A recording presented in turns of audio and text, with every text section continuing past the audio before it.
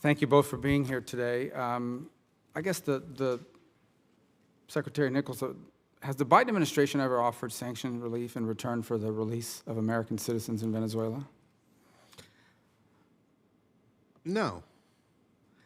The conversations led by our special envoy for hostage affairs, Roger Carstens, are active and ongoing. I believe that he has briefed in the past, along with our Ambassador Jimmy Story, on some of the conversations that we have had. Our focus is securing the release of all wrongfully detained Americans worldwide. If you are in a conversation with Roger Carstens and you are a foreign country, that is not a normal relationship. That means that you are engaging in activity which is reprehensible.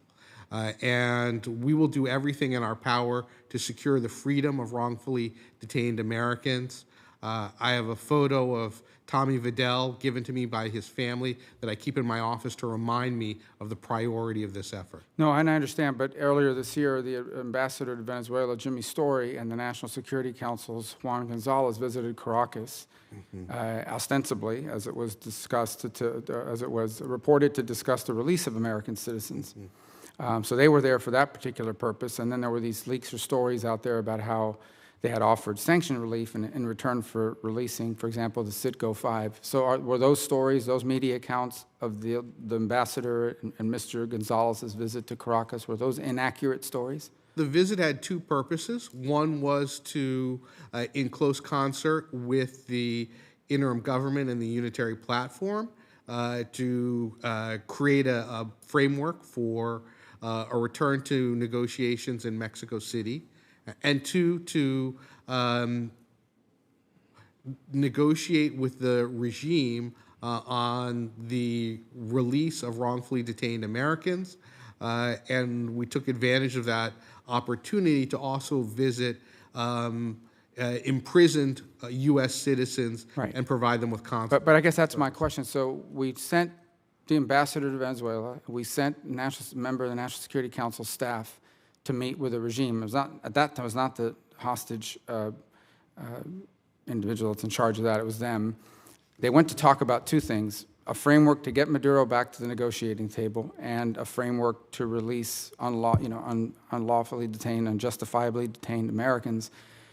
In exchange, I imagine the Venezuelans would want something in return other than a visit.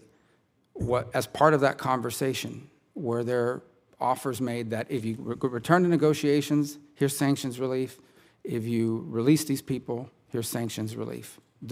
I understand the hostage negotiator and the ambassador in charge of that has not done it, as you've testified.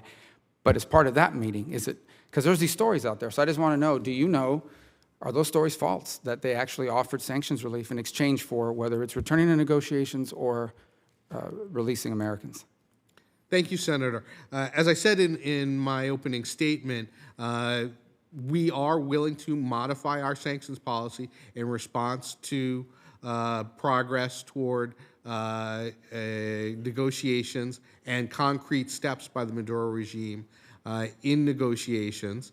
And that was discussed with the Maduro regime in close coordination with interim President Guaido and the unitary platform. So just to be clear, the sanctions modifications, relief would be in exchange, for example, for them returning to negotiations, agreeing to return to negotiations.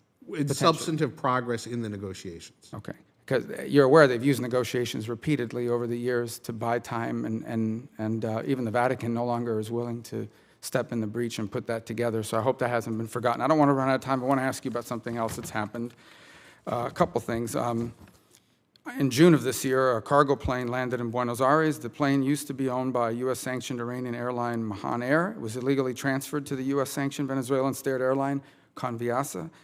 I understand that it's now subject to a seizure warrant from the U.S. Department of Justice. Last month, I, along with Senator Ernst, sent a letter to the Attorney General asking him to cooperate with law enforcement. What is the status of the judicial process in Argentina concerning the confiscation of that plane? So thank you for that, and we will continue to use all the law enforcement tools available to stop criminality and sanctions What's the violations. status of the process? There's an investigating judge in Argentina who is conducting an investigation, and we are cooperating in that process. I would have to refer you to the Department of Justice for additional details. So we're waiting for the Argentine judge. We are. It's their process, I understand. It's their process. We are supporting that process. We have provided information into that process at various points, which led to the final judicial order to seize the plane. Okay, thank you.